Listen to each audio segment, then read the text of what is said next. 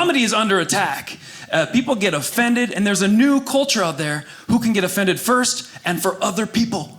And that's the weirdest thing in the world. I had that at a show I did once. There was a blind gentleman in the front row, and I was teasing the blind guy, and he was having a great time. After the show, he said, most people ignore that I'm even there, so thank you for making me feel like a part of it. And that's where his head was at. But during the show, I'm teasing the blind guy, and a woman in the back is like, excuse me, I'm offended.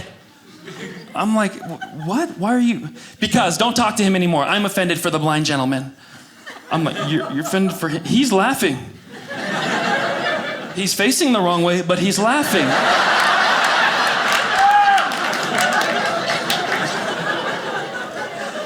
And to his credit, this is the best part. I go, do you know her? He goes, I've never seen her a day in my life. Yes. That guy was a good dude.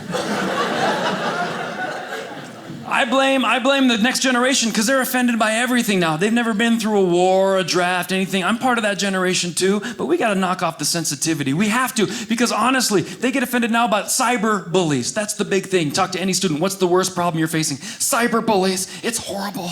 They can pick on you on the internet. Oh, really? Our generation had real bullies. They pulled our real underwear up our real butt crack. Yeah. It really hurt, you know? You don't have to pull a Twitter out of your Snapchat at the end of the school.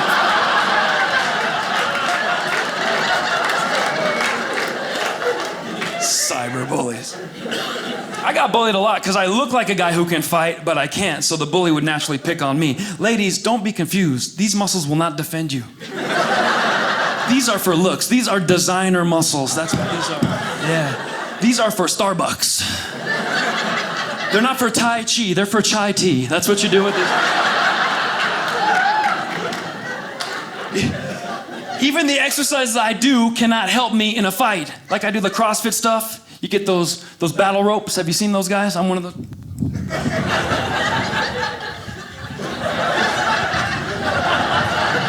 I'm good at that. That's not gonna help me in a fight. Like with this dude.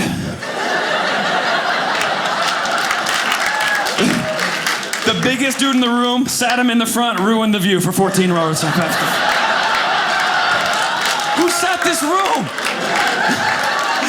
And just to mock you, he put his hair bigger. What are you gonna do about it? And we're not gonna do anything. Like if he came to fight me, what am I gonna do? Wait till I get your shoelaces.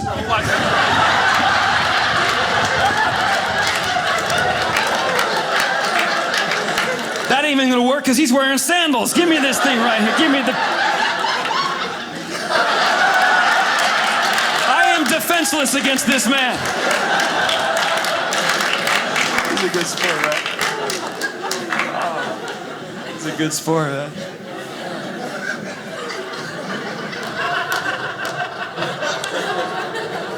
I recently lost not really enough weight to clap for. Thank you. That's nice. You shouldn't clap. It'll be back. When I lose weight, I'm not saying goodbye. I'm saying see you later. Until next time, old friend, bring bread. You're supposed to have a fitness goal to stay motivated, and I thought about it. I think I have mine. I would like to be able to show a picture of myself without a shirt on and not have people call it brave. If I could stop empowering people, that would be progress for me. I didn't know I was. I posted a beach photo on Facebook. Everyone commented like, good for you. Oh, I have good for you body? That's not good.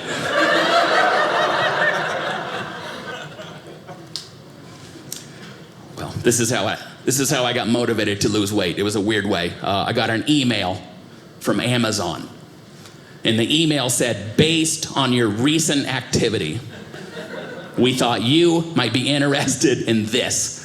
And it was a picture of a bag of Cool Ranch Doritos. Which honestly, I've never not been a little bit interested in. Unless you've been reading my journal, not sure how that's your business, Amazon. Based on what? Recent activity. It's not like, oh, I ordered a case of bean dip, so this makes sense. I've actually never ordered food from Amazon, not once. I think it's because I ordered an extra large shirt, and then I returned it and exchanged it for a double extra large shirt. Yeah, that's when the hurtful algorithm kicked in. Amazon's like, yeah, this is the kind of customer who would enjoy chips being mailed to his home. And then 2 days after that hurtful email, just out of nowhere, Cinnabon started following me on Twitter. Why? Cinnabon, did Amazon tell you about the shirt? Am I on an internet fat list? What is happening? Cyberbullying is real. It's real and it's effective. That's the day I decided. I was like, you know what? After I get those chips in the mail, it's time for better choices. I've only left one Google review in my life. I've only left one, and it was for this improv troupe in Utah County, actually. And I did not see them perform, but they were just kind of mean to me and my friends once, so I got them back the only way I knew how. And I should explain, improv comedians and stand-up comedians, there's like this natural distaste for each other, natural dislike, like cats and dogs, or like Trump in the media. Just this natural. And so we were performing at the same place, and we crossed paths, and things got a little heated. They said something like, oh yeah, well at least we don't have to write our jokes down. We just think of our jokes on the spot, which I'll be honest, hurt my feelings. And so later on we were like, oh yeah, well anybody can think of garbage on the spot, but it was like a lot later, they were gone, we don't do improv.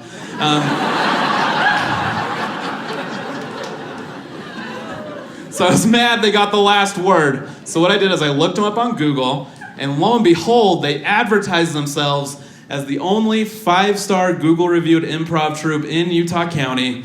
It just rolls off the tongue. And it was in that moment I knew I could leave a Google review that would make a difference. I could take them from the highest highs of 5.0 star Google reviews to the lowest lows of 4.9 star Google reviews. And so I left a review. I said I did not see them perform, but frankly, they're quite rude. 0 stars. And when this happened, their teacher, their leader, their grand wizard messaged me. Oh, sorry, I always get the KKK and improv troops confused. I think it's just because they're both so white and don't make me laugh at all. So anyway, he messaged me, and he was like, hey, I'm sorry my guys were mean to you. How about I give you some free tickets to a show? You can come, then you can leave an honest review. Like, he was being a real jerk is what I'm saying. And so instead of replying to him, what I did is I thought, well, I think I'm going to make him earn it. And so every time he messaged me, I would just bump up his review 0.5 star. And he got all the way to 2.5 stars. So if you're counting at home, that's 5 times he messaged me without a reply. And he got more and more desperate. He was like, hey man, this is my livelihood. I make money off of this. Like, please, we can do a show together. Like, blah, blah, blah, whiny, whiny, whiny. And so what you can do as a business, he stopped messaging me, and what you can do is you can go and you can comment on people's reviews. So he went and commented on my review, and this was all in caps again. He said, please disregard this review. Jordan is a stand-up comedian, and he left this review as a joke. Please do not listen to this review.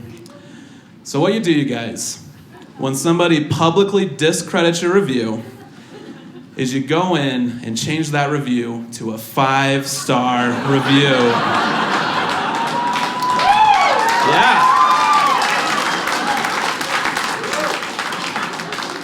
Yeah, improv guy, a little planning goes a long way, apparently. So what we learned from this is you guys made the right choice. Not only are stand-up comedians funnier than improv comedians, but we're also way better at cyberbullying. We just really... My Candy Crush live's just renewed. Does anybody else in here play Candy Crush besides me? Anybody else besides me and my grandma? Up there? What level you on?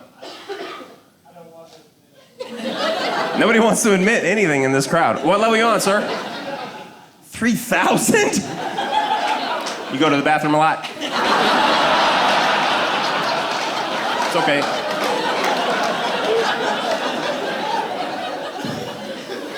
I blame technology for a lot of stuff these days. Like I was playing solitaire on my phone because I was waiting on my Candy Crush lives to renew.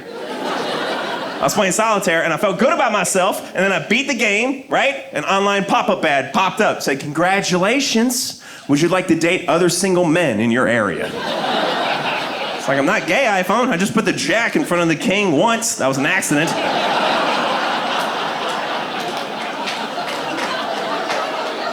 Some of you are not giving that joke the credit that it deserves. I blame technology for what the kids have. Cyberbullying, I don't even understand that. How does that even work? I'm getting cyberbullied. I'm getting cyberbullied. Turn the computer off.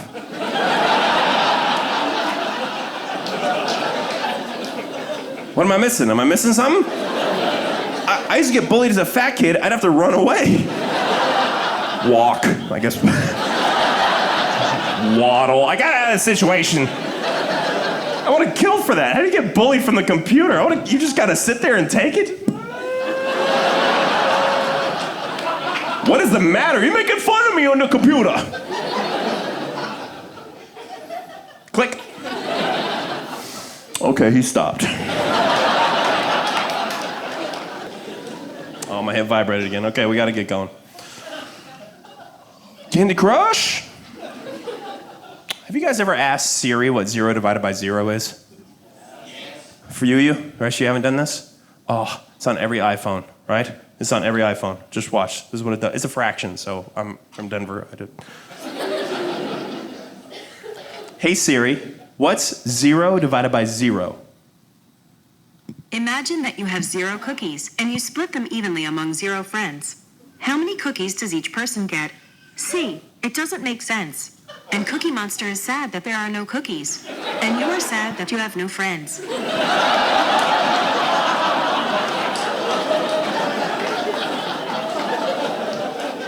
That's cyberbullying, folks. I don't know if these kids were last when we went to school, right? Getting bullied in cyberspace. I don't even know how that works. You gotta have computers that know how that works. Text bullying, I still don't understand it. How does that work? It's like, bzzz. Oh no! He's gonna get me! At some point in the future. What am I gonna do? Delete it.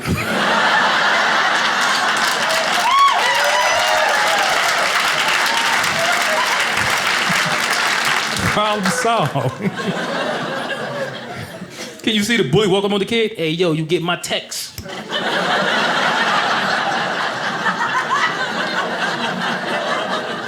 Nah, I sent it this morning. You still got the same number? Well, let me get your new number. We're gonna do this again tomorrow. We had real bullies, right? They was in your face. Because there was a policy in effect when I went to school called leave every kid behind. I had a 30-year-old in my 4th grade class. He was getting everybody after school. I'm gonna get you after school. I'm gonna get you after school. He told the principal, I'm gonna get you after school. As soon as I pick up my kids, I'm gonna get you.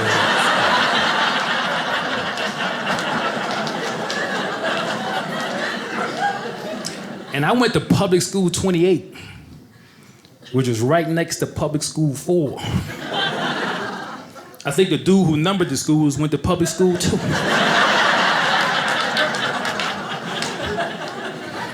But school 4 was like for the project kids, and school 28 was for the kids that had a chance. One day I was in the hallway when one of the kids from school 4 escaped.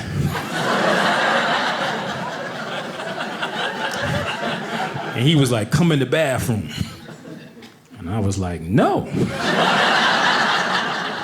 Because that did not sound like a good idea to me, right? No great story ever starts off with, well, I was invited into the bathroom.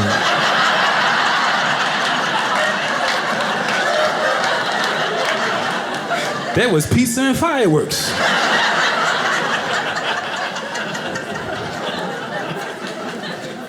Clearly the best decision I ever made in my life not to go in that bathroom.